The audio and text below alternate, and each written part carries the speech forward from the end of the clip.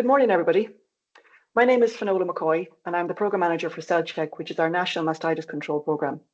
And I'm delighted to welcome you all to today's CellCheck webinar on top tips for a successful dry period.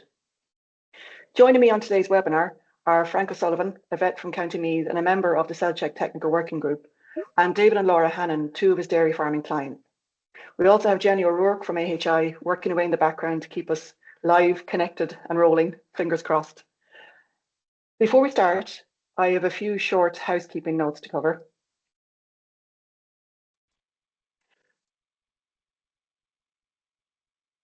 If I can find them. Firstly, this webinar is being recorded and you'll all get a link to the recording after the event. It'll also be hosted on the AHI website. Apart from the speakers, everyone else is muted and there are no videos. So please feel free to enjoy a second breakfast while you listen to us.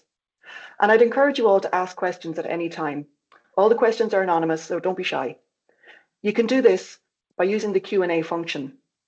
You click the Q&A icon and then the button to ask a question, type away and then hit submit. Now, if you're on a desktop, so a PC or a laptop, you'll see this Q&A icon on the menu bar at the top of your screen. If you're using an iPhone, you'll find the menu of icons on the bottom of your screen. And alternatively, if you're using an Android, you'll find the icons by sliding your screen from right to left. If you can't find the Q&A icon, then just use the chat function and we'll find the questions over the course of the webinar. Jenny will be keeping an eye out for all the questions coming in and we'll do our best to answer them all at intervals over the next hour. So, what's all the fuss about drying off? Well, drying off is such an important part of the season because it can set you up for a really good lactation next year. It's something you do every year and you have been doing it for years. And to be fair, most of you have probably dried off more cows than I ever have or will, but perhaps there are still opportunities for improvement. Every cow and every farmer deserves a successful and stress-free dry period, and our aim is to help you achieve that. Studies have shown that most of the clinical mastitis cases that we see at calving and in the early lactation can be traced back to the cow becoming infected at drying off or during the dry period. We also know that the biggest risk times for new infection are the first 2 weeks after drying off and the last 2 weeks before calving, as you can see here from this graph. Even cows that get antibiotic dry cow therapy are at risk of new infection in these last 2 weeks because the antibiotic will be out of our system at this stage. But how we dry off these cows and how we manage them over the dry period can have a huge influence on the likelihood of them getting infected. So let's refresh the basics. New mastitis infections happen when bacteria get into the quarter through an open teat end. Once those bacteria get in, they multiply and establish within the quarter. This triggers the cow's immune system, which then sends white blood cells to the area to fight the infection. Mastitis is an umbrella term. Sometimes those infections are clinical. In other words, we see visible changes in the milk, the udder, or sometimes in the cow herself. And sometimes those infections are subclinical, meaning there are no signs that are visible to the naked eye. But in both cases, there will always be an increase in the white blood cells, which we also refer to as somatic cells. And this is what we're measuring when we milk record. It's a numbers game. If we can keep the numbers of bacteria to a minimum and then keep the teat end healthy and closed, then we minimize the chances of infection. So this is why looking at hygiene and teat function is so important. And we can do this by following the steps in this CellCheck booklet that was launched last week. This is a new practical guide bringing together the science and the proven on-farm practices to achieve a successful dry-off. And I would like to sincerely thank both the CellCheck technical working and implementation groups for their help and input in both developing and disseminating this new booklet. Hopefully, you've all received a link to the booklet already, but for those of you that haven't or haven't seen it, we'll circulate it again after this webinar. It's also available on the AHI website. In short, new infections can be prevented through good hygiene, good dry cow management, and the correct use of internal teat sealants. In the past, we also used antibiotic dry cow therapy to prevent new infection, but really that's not necessary. Every herd will have cows at the end of lactation that don't have an infection, and so we don't need to give them antibiotic, which is a good thing. By using less antibiotic, we're reducing the risk of antimicrobial resistance developing, and reducing that risk is a good thing for both human and animal health. Just to clarify, antimicrobial resistance and antimicrobial residues are two very different things. Residues are when there are detectable traces of a medicinal product in milk or meat, while antimicrobial resistance is when bacteria, they evolve to resist the drugs that used to kill them, making infections harder to treat. And antimicrobial resistance, or AMR as it's often called, can spread between humans, animals, plants, and the environment, which is why the phrase One Health is often used, as it encompasses all of these. It's this risk of AMR that has prompted the EU to bring in new veterinary medicine regulation in recent years. These regulations state that antibiotics should be prescribed at an individual animal level and not at a herd level, and that we shouldn't use them for preventing infection. But if a cow has an infection, then prescribing and using the appropriate antibiotic is allowed. Very simply, this is the basis of selective dry cow therapy. People often ask, how do we know which cows need antibiotic? Well, the first step is milk recording. Without this, it is almost impossible to select the cows that need treatment. Along with the top tips booklet, I'd also like to bring your attention to a series of short videos based on some of the questions that are most frequently asked. And I'd like to play one of these videos for you now. Antibiotic can be prescribed for an animal where there is evidence of infection. For a dairy cow, this could be a clinical examination, or, as is more common for dry cow treatment decisions, using individual cow information, such as milk recording results and clinical mastitis records. A question commonly asked is, what SEC cutoff do I use to identify cows that should get antibiotic dry cow treatment? It's important to know that there is no one-size-fits-all. As a guide, CellCheck suggests that cows with an SEC consistently below 100,000 cells per mil and no history of clinical mastitis throughout the lactation may be suitable for getting internal teat sealant only at drying off. If you use a higher SEC level, say 200,000 cells per mil, then you may miss some cows that had an infected quarter and may have benefited from antibiotic dry cow treatment. On the other hand, if you use a lower SEC level, say 50,000 cells per mil, you will end up giving antibiotic dry cow treatment to some cows that don't require it. For farms in the early stages of adopting a selective dry cow treatment plan and starting cautiously, they might consider using that lower SEC level of 50,000 cells per mil and increasing this over time. The SEC threshold for making treatment decisions might also be influenced by things like the prevalence of infection in the herd. In other words, the number of infected cows in your herd, and is something that should be agreed between you and your vet. We need to focus less on worrying about the perfect SEC level for treatment and focus more on making sure that cows don't get new mastitis infections at drying off, over the dry period and at calving, regardless of what kind of tube they get at drying off. Hygiene is critical at these points. If we can keep the numbers of bacteria to a minimum, then we reduce the risk of new mastitis infections next season. So the final point in that video about focusing more on making sure that cows don't pick up new infections is where there's a huge opportunity. And it applies to all cows, whether they get antibiotic at drying off or not. Now, I'd like to bring in our guest and have a look at how the Hannans approach the dry period on their farm. But before I do that, don't forget, if you want to ask any questions, just hit the Q&A button and type away. Jenny, have we any questions in yet? Yeah, Finola, we have one question here. So if I think about AMR as using less antibiotic, what else needs to be considered as a dairy farmer? Well, I suppose the key thing, if we're trying to reduce antibiotic in order to reduce the risk of AMR, ultimately it means reducing our dependence or our need for antibiotic. So in other words, maximizing animal health. So preventing infection in the first place and doing that through good management, having the correct information so that we can make appropriate decision making. So it's not just a case of withdrawing antibiotic from the system and hope for the best. It's about making sure that, I suppose, firstly, maximizing the animal health, but also having good records. There are so many herds and a lot of cows within those herds that really don't need some of the antibiotic that they may get. But if we need the information to actually be able to identify them and to make those choices and make those decisions. Okay. Any others yet? Not just at the moment. So. Okay, we'll keep going. So I'd like to, before I welcome Frank and David and Laura Hannan, just to remind people, For anybody, if you missed the housekeeping at the very start, feel free to ask any questions throughout this webinar. Just use the Q&A function on the menu bar at the top of your screen. If you're on a desktop, at the bottom of your screen, if you're on an iPhone, or sliding your screen from right to left if you're on an Android. Type away, and I say we'll work our way through the questions throughout the rest of the hour. Okay, so welcome to Frank and Laura. Hello, my name is Frank O'Sullivan. I'm a veterinary practitioner just outside Trim in County Meath, and very kindly David Hannon beside me and his daughter Laura, who are from Derrypatrick, very near actually to Teagasc Grange.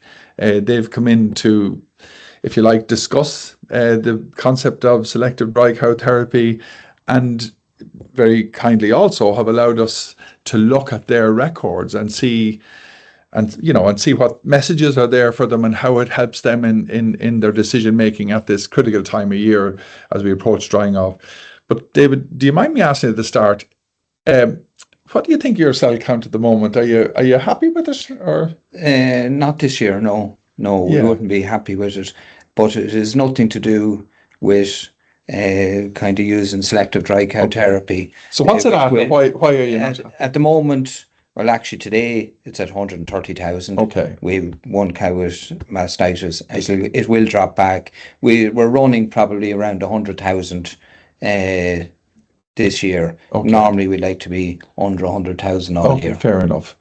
And so if you like, the reason you'd like it improved a bit is just to get under that 100,000. Is that right? Yeah. Yeah. Okay. Laura, would you agree with that, or are you? Yeah, I agree. We're not completely happy. We had a good few cases of mastitis this summer. Some would we assume would be caused by the heat and flies this summer. Okay. Yeah. Yes, and we tease and nicking machine issues. Okay, look, we'll tease that out in a while because we have some of your bacteriology results that we look at. So how far in advance would you start planning for drying off? I mean, when do you?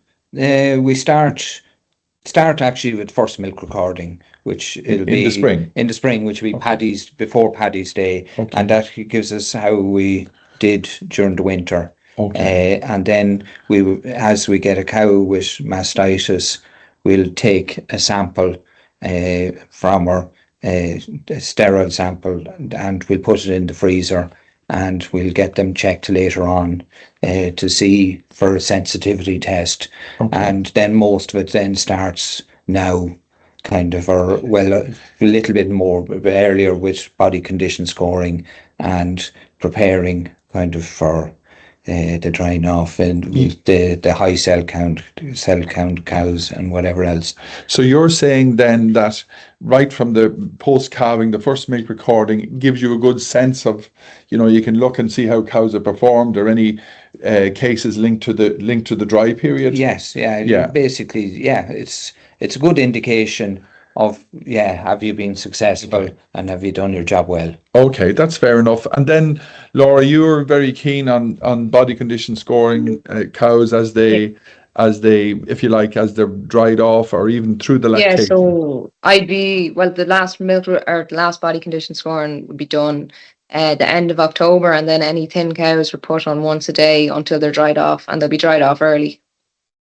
So really, then the way we like to think about it, what you're describing is you're like to land the cows, if you like, at a body condition score at calving of about 3 to 3.25. Yeah. And you would dry off early to achieve that. Is that what you're saying, Laura? That's it. Yeah, just give them a bit more time to put on condition. Okay. So your body condition score for fertility reasons as well, I'm sure. Yeah. Pre-breeding. Yeah.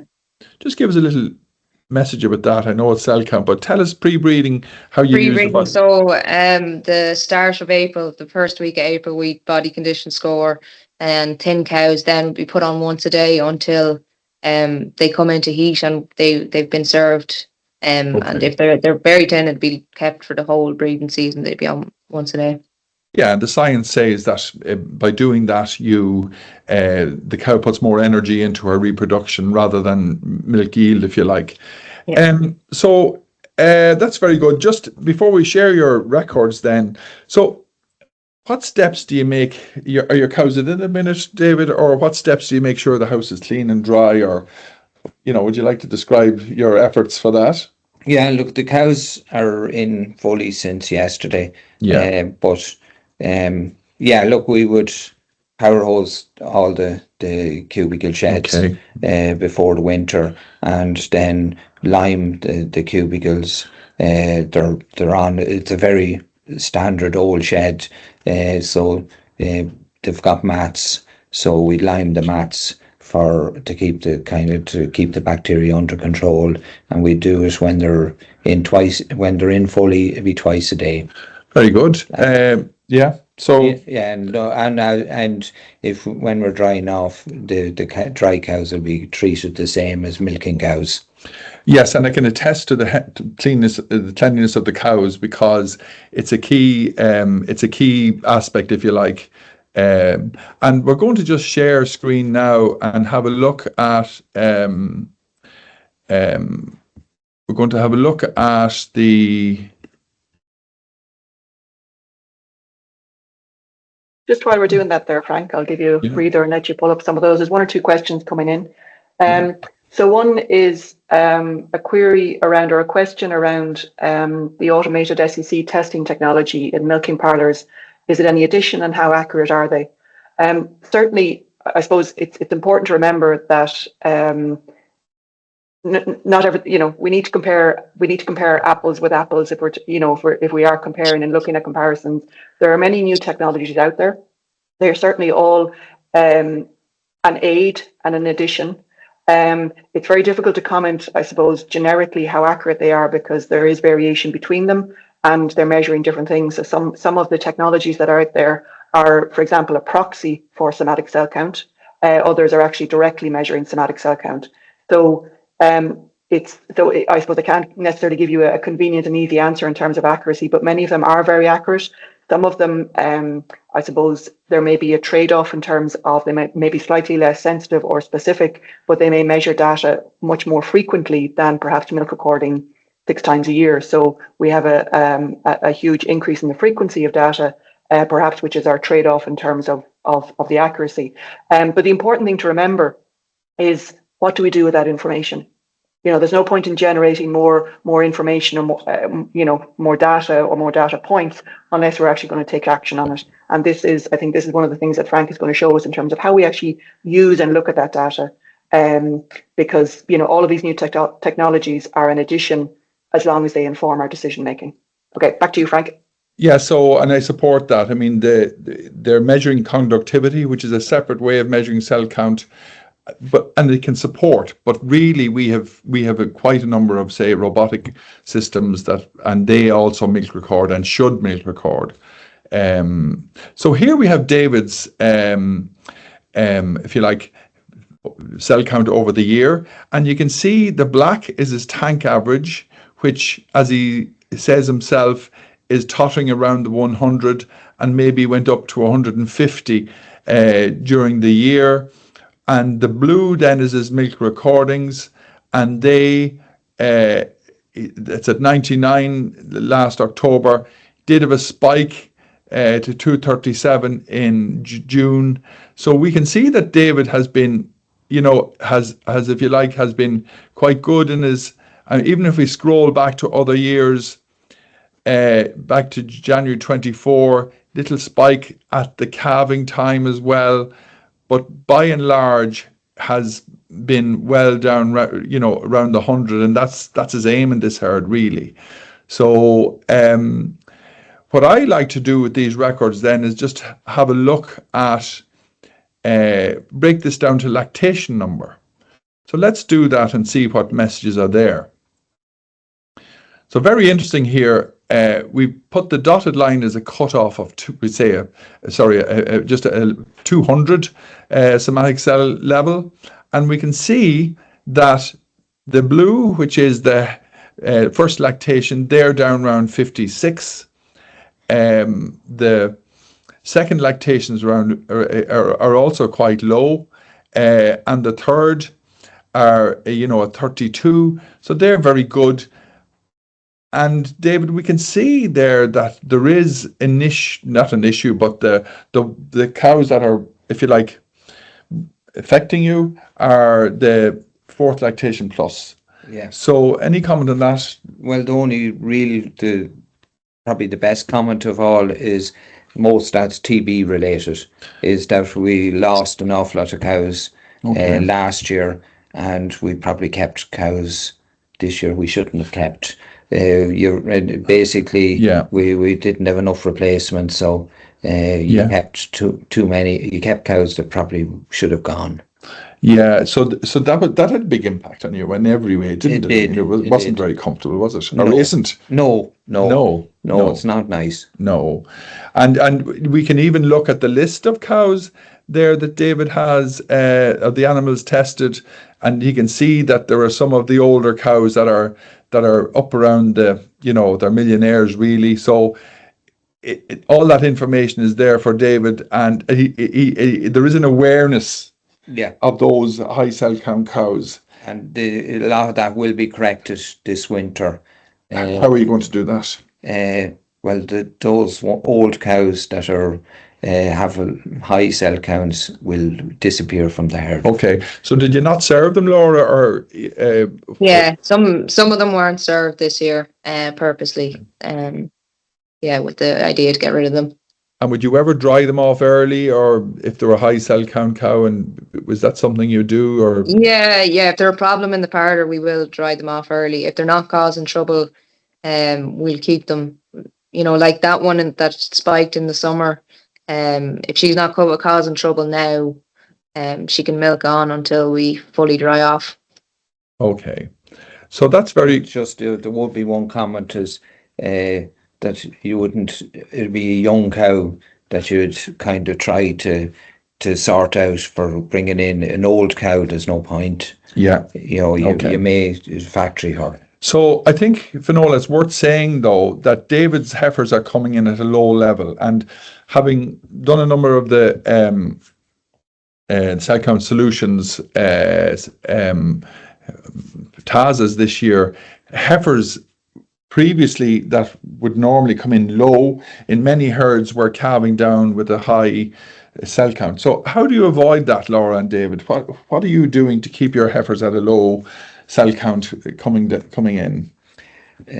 We've had problems in the past. Okay. We teat seal heifers. I know you don't want to hear that, but we are teat seal heifers. We are, as I said earlier, our cubicles are very basic and old, and wouldn't be up to modern standards. So the heifers were a problem. So what stage of lactation would you teat seal those?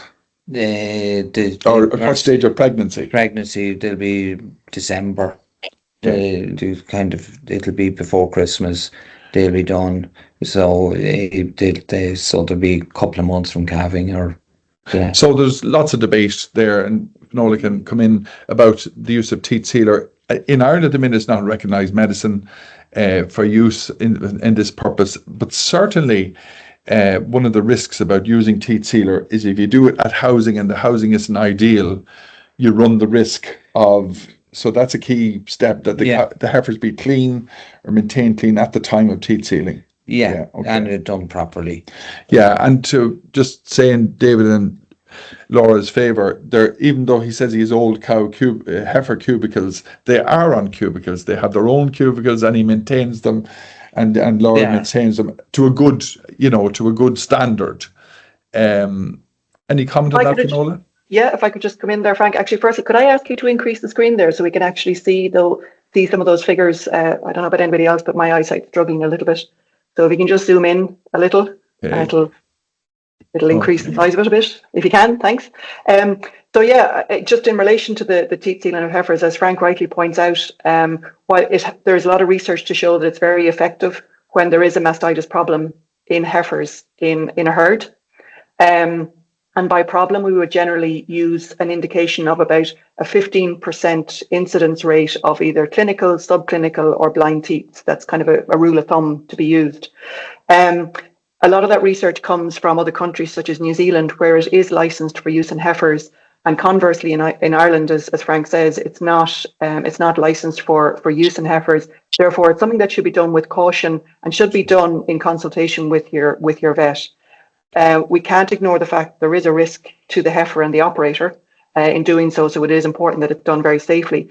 But also bear in mind that there are other strategies. Ultimately, what we're trying to do, it's back to that numbers game.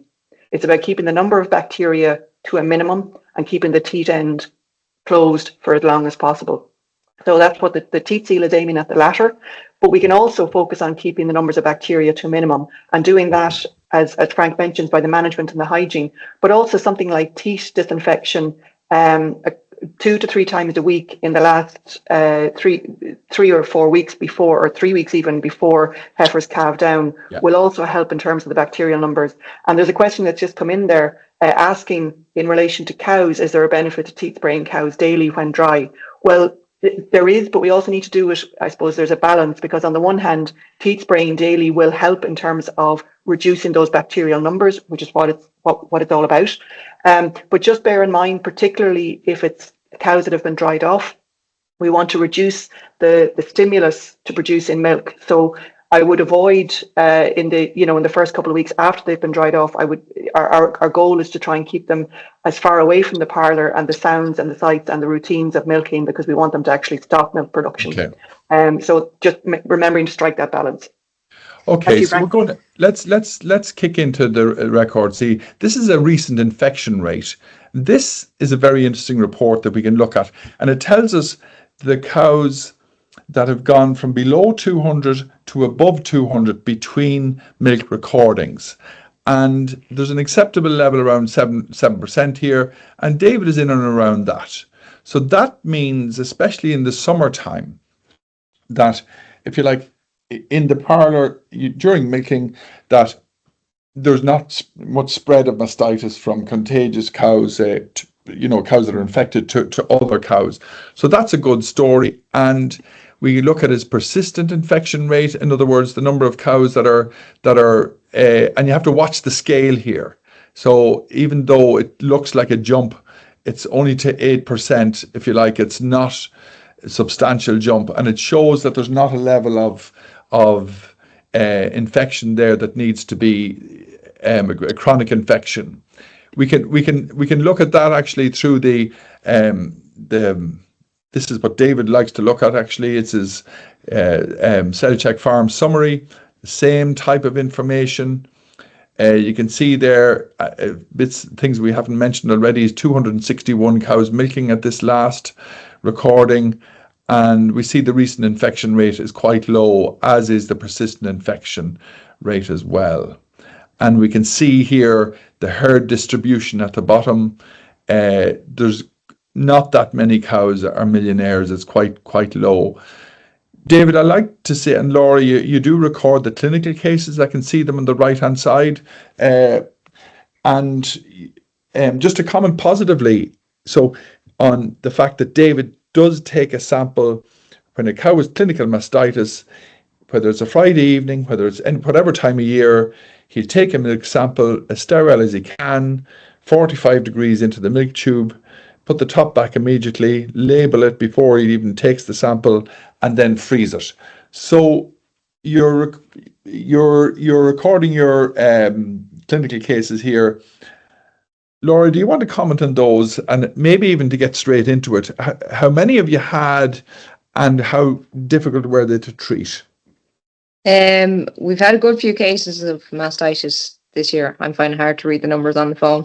But yeah, it was mainly in the summer, and there were a few cows. I think there was about 5 cows that kind of relapsed once or twice. So it was quite difficult to treat those, and we ended up drying off quarters in those cases. We factoried 2 of them as well. Factoried 2 of them, okay. So I'm going to read out the bacteriology then through Farm Lab, and they had quite a number. Strep uberis was the predominant bacteria, and we look at the sensitivity, and it's quite sensitive to all the both lactating and dry cow antibiotics, which is a good story. So this tells me two things. It tells me the samples were taken in a sterile fashion, because if they're not, you get back all sorts of Enterococcus faecium and all sorts of, which is really just contamination of the sample. You did have one Staph aureus as well. Now, just to speak about these, there were out of 10, Laura, how difficult were they to treat, or what was your response like? Where 0 was no response and 10 being perfect. Where would you? Sorry, say that again. The 10 was good response. 10 is a good response, then, yeah.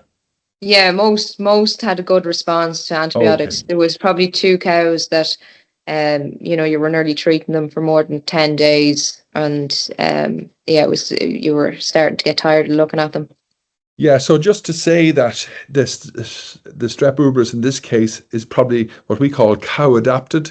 In other words, it's behaving a bit like Staph aureus, and it's adapting to the udder of the cow. And if you like, the cow is putting a fibrous film around it, maybe a fibrous reaction around it, protecting it from the cow's own, defense mechanisms, but also from antibiotics getting at it.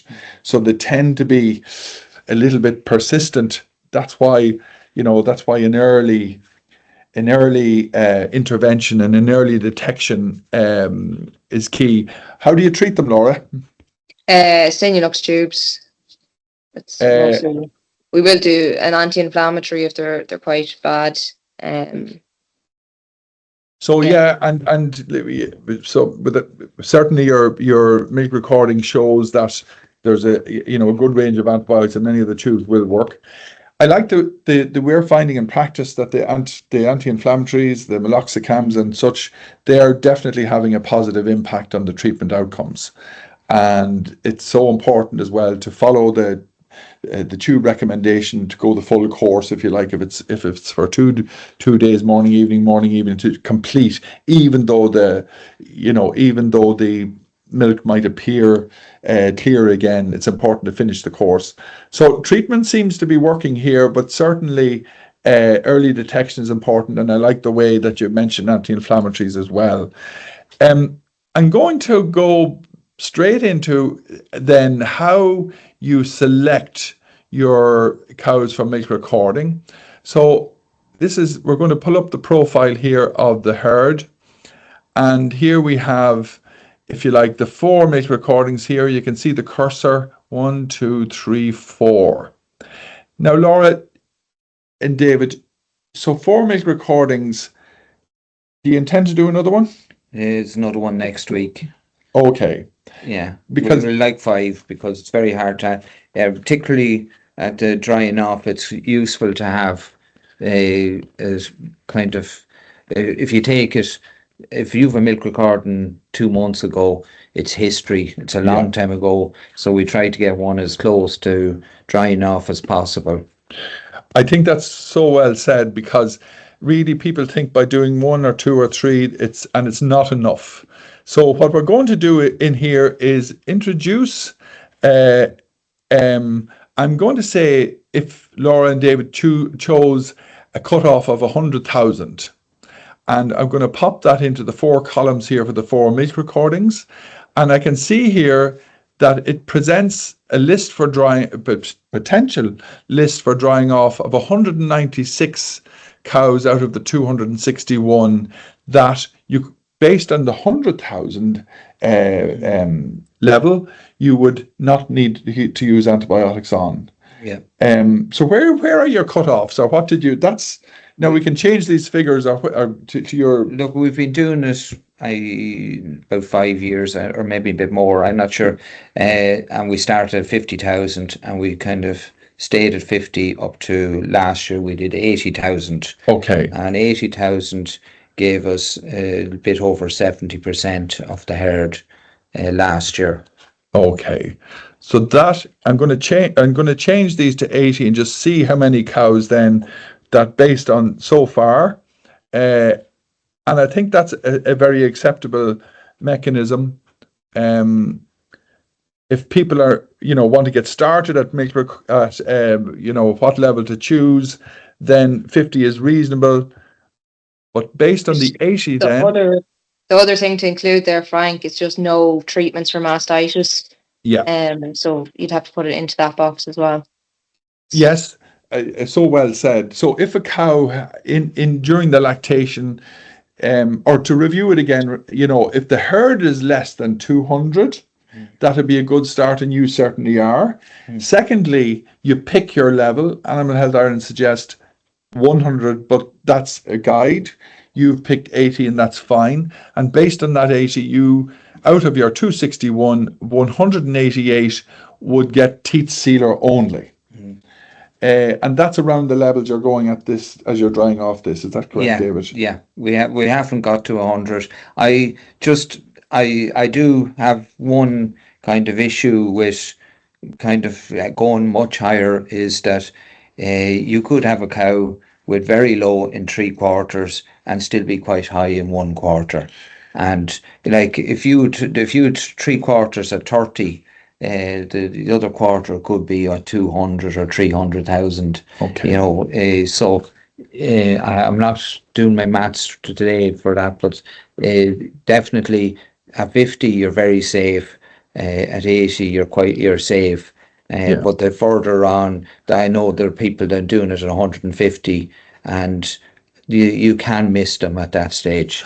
Okay, and because nobody is, unless you're checking them as you're drying them off. So, Laura, you've dry cow tube here, but that could be either sealer or it's just the software issue. You do on your own farm software identify whether they got sealer only or whether they got antibiotic plus sealer. Yeah, I'll record the brand of the sealer or the treatment that they got, so it'll come up. That's how I know which one's got which.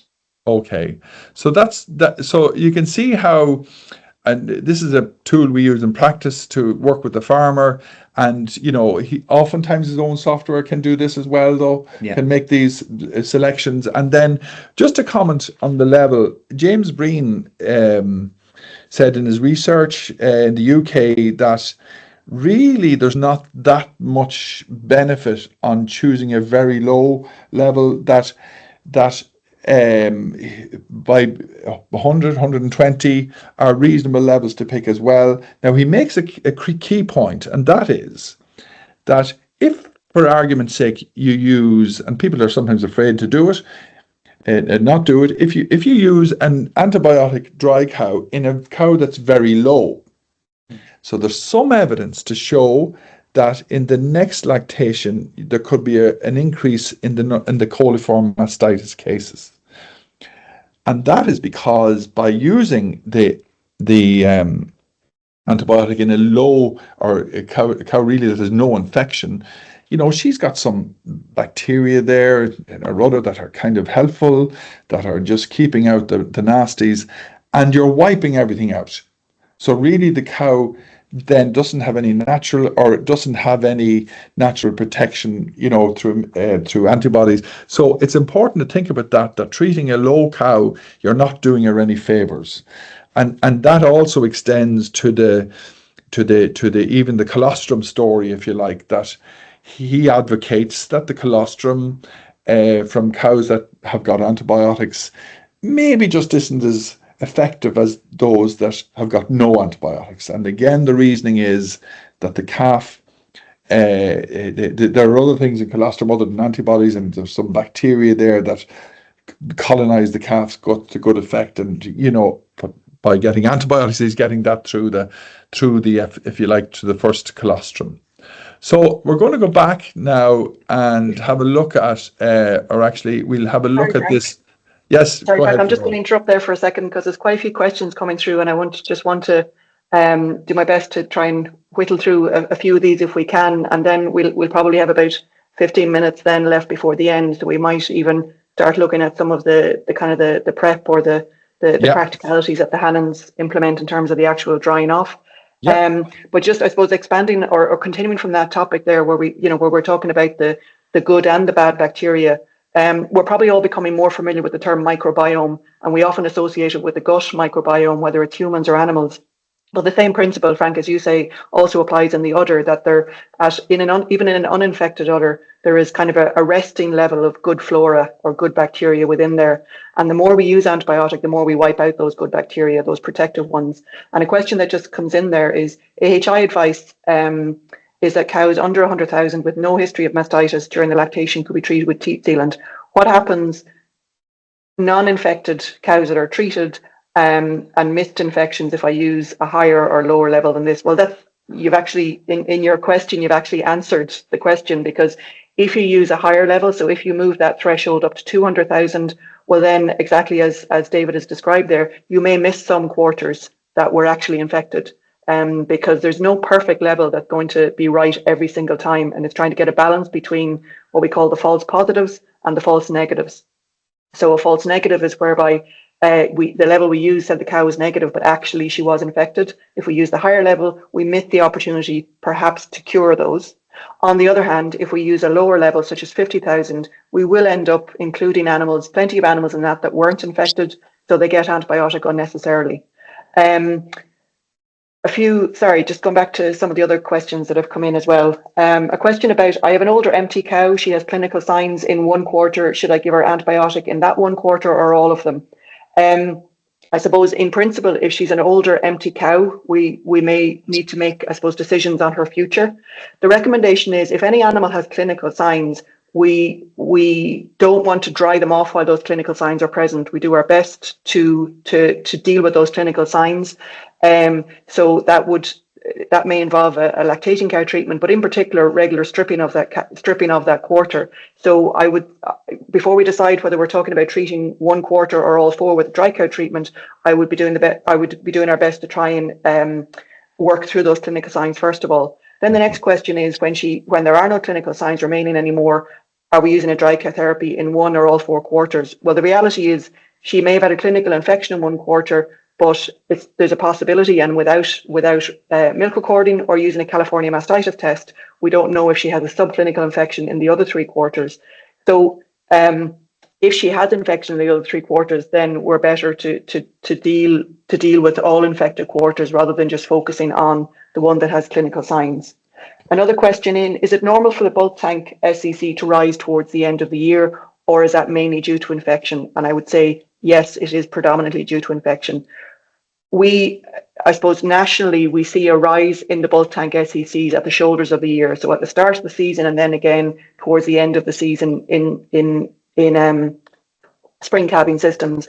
As we can see from the Hannon's records there's very little rise at the start of the year. They're actually, apart from that blip during the summer, which had an explanation behind it, it tends to flatline. And in herds where mastitis is well controlled, we see very little increase or fluctuation, at those shoulders of the year. Where we see significant rises is where infection hasn't been controlled. So subclinical infections in general may start to build up over the summer, and that's what's driving the cell count up towards the end of the year. Just a point of clarity as well, and for transparency, it has been brought to my attention that questions coming in through the Q&A aren't actually anonymous. They have the person's name with them.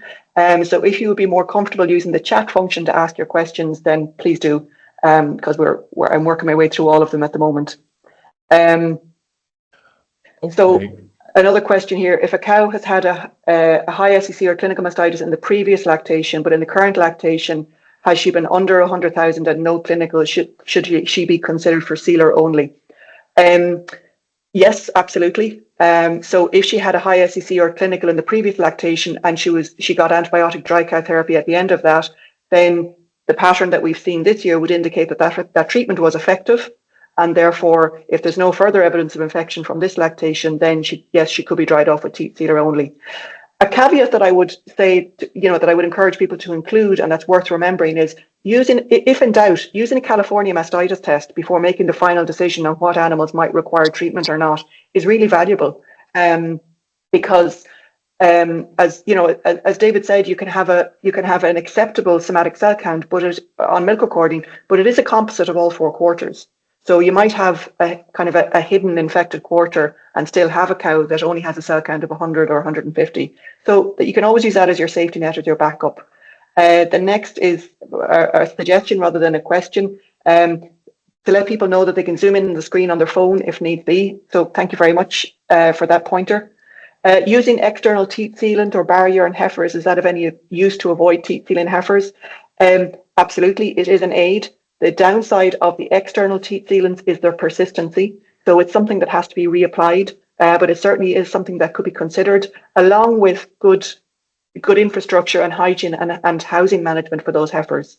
All of these strategies for preventing new infections in heifers comes down to that numbers game. Can we keep the bacteria to a minimum, and can we keep the teat end closed for as long as possible?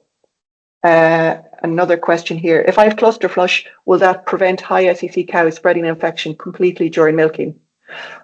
Unfortunately, I can't offer a guarantee on anything preventing something completely, but certainly something like cluster flush, if it's been used correctly and as instructed, will lower the risk of contagious bacteria remaining on the liner from one cow.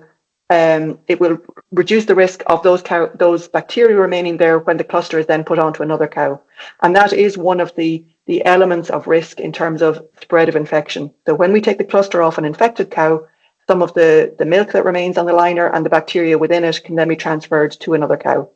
Can I just sorry, Frank, yes? Just a comment on that.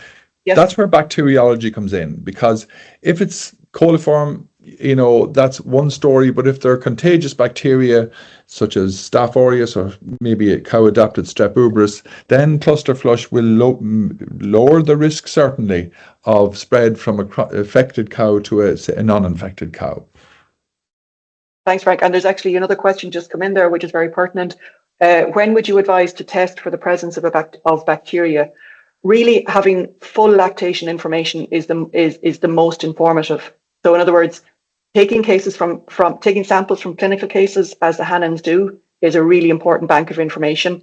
And also taking samples, you can do them throughout the year, or you can do them closer to drying off to look at subclinical cases. But just remember, don't focus on the worst case scenarios or the older cows that have been infected forever. Get a selection of both younger and older cows, and a selection of recent and chronic infection. And I think Frank will show us here the record that he's looking at would allow you to pick out some of those animals. By doing that, you get a good representation or a cross section of what's happening within the herd, not just cherry picking the worst, the kind of the constant culprits. Okay. In terms of numbers, you need to have at least a dozen samples, because some of them won't grow any bacteria just by the nature of bacteriology. So you need to be taking probably at least a dozen samples to get valuable information. I'll pass back to Frank now.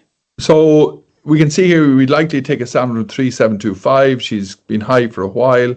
She had one high count last year. And this is the ones that David would look at when he's thinking of, well, what am I going to cull? Am I going to put these in calf? So this mastitis problem cow report is very, very useful.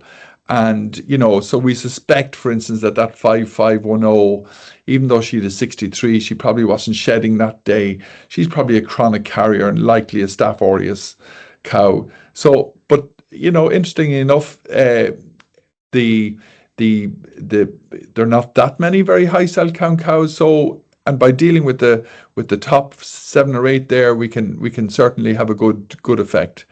So, just I have some questions, and you're aware of time. I think it's fair to ask these questions of Laura, and we call this the rapid fire round, if that's okay. So Laura, talk us through how you get a cow ready for drying off. Say if you're going drying off next month, what do you do? So first of all, we'll do up a list of what cows are when they need to be dried off, and we'll write down if they're eligible for selective or not. We'll separate them out a few days before drying, so that just gives us a chance to cut down their meal. We can feed them differently if we want to. If we wanted to give them a different silage or something to try and drop their milk a bit, and then when it comes to the day of drying, am I going too fast now? No, this is the rapid round. You're doing very well. Yeah. So when it comes to the day of drying, so we milk the main herd first, and then we go in for breakfast after the place is washed. in for breakfast and come back out.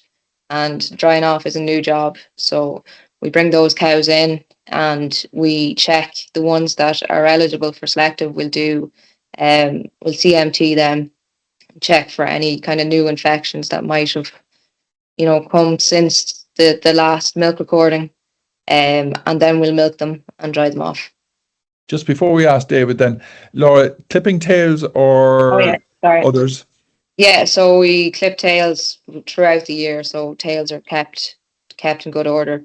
We will singe hair on the udders once before we start drying off, so it's just done carefully, and we have the right person doing it. That's Laura's job. David, what if you have a cow making, say, 12 litres or over, or do you just get her below that? No. A high-yielding cow, say? Look, we will have cows that will have a lot of milk, and we will try to bring them down by, as Laura says, but it doesn't always happen. Sometimes we don't get to have them separated for a week. It might be only a day or two, but we'll dry her off, and sometimes they do run milk. Yeah, okay. And we don't do anything. Okay. And tell me, how many would you dry off in a day? We try to have it less than a row, which in our case is 25 cows. But the more help we have, we will do, particularly towards the end when you kind of have to you're drying off, your final dry off, we'll try and have more help. So how many people do you have? We'll definitely have 3, and so kind of towards the end we'll have at least 4, and we might bring in my good wife to kind of help, to kind of even maybe to kind of hold tubes and stuff like that. But the more help the better. But we'll definitely at the end we'll have it over 2 days. Okay. We won't do it in 1 day. Laura, do you put in the sealant first, or do you put the 2 tubes in at the same time if you're using both sealer and antibiotic, or do you use, what way do you do it? I'm trying to think now. We haven't dried off any cows so far this year, and the first lot is next week. So we will clean the cow. We will do 1 teat at a time, antibiotic, sealer. And we will have 1 person just doing the selective cows. So the cleanest person on the farm does the selective cows. Okay.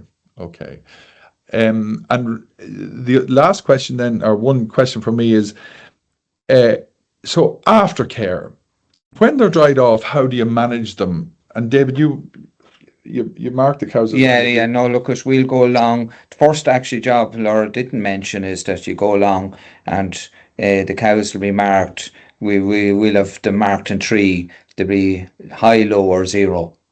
So the kind of we have over 200,000, 200 to the 80,000, and the 0 obviously is sealer only.